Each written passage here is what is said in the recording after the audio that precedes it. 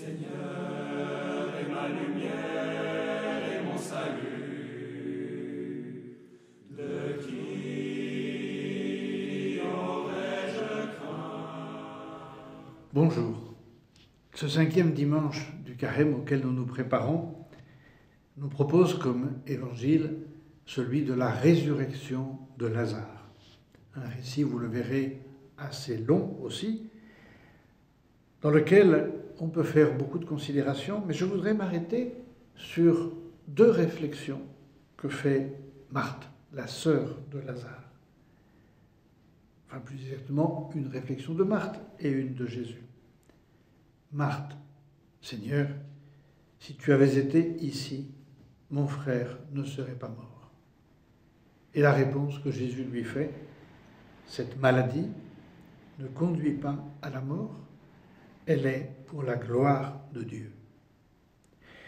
Et notre pape Benoît XVI commente cet évangile en disant, en nous encourageant à faire grandir la foi en la résurrection des morts et l'espérance en la vie éternelle, parce qu'elle ouvre notre intelligence au sens ultime de notre existence.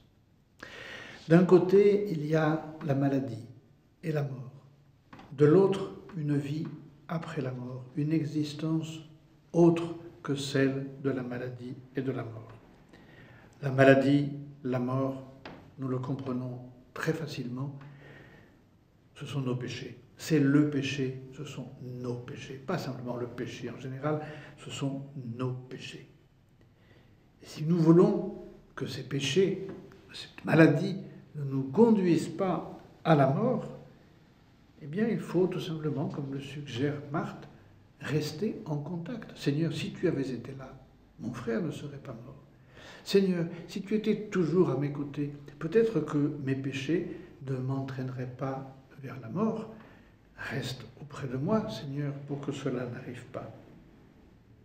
Mais ce que nous pouvons aussi retirer comme conclusion de cet évangile, c'est que si malgré tout nous péchons, et malgré tout nous péchons, si nous allons rencontrer le Christ, si nous allons chercher le Christ, si nous le faisons venir, c'est ce que Marthe et Marie font, elles font venir le Christ chez elles.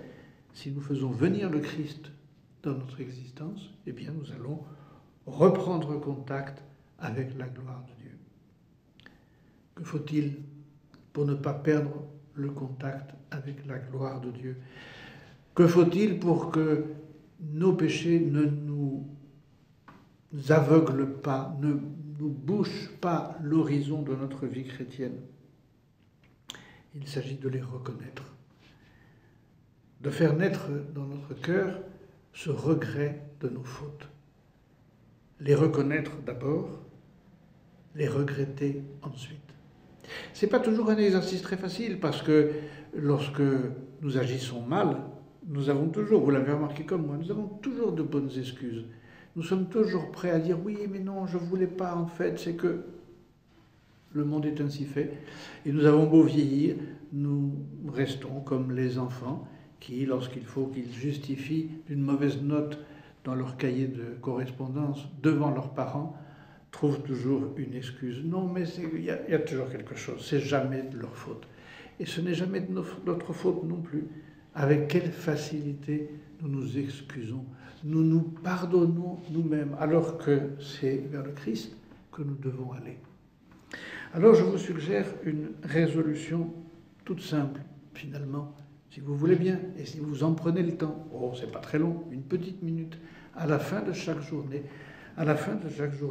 pour être capable de ressusciter, de repartir le lendemain avec une nouvelle espérance dans notre vie de tous les jours, terminer notre journée par un acte de contrition. Seigneur, je me rends compte que je n'ai pas été très bon, je t'en demande pardon. Je viens à ta rencontre pour que tu me fasses revivre, que je ne termine pas ma journée sur une mauvaise note, mais que je reparte demain avec une nouvelle espérance. À la semaine prochaine. Au revoir. Notre Dame qui par votre oui avait changé la Venez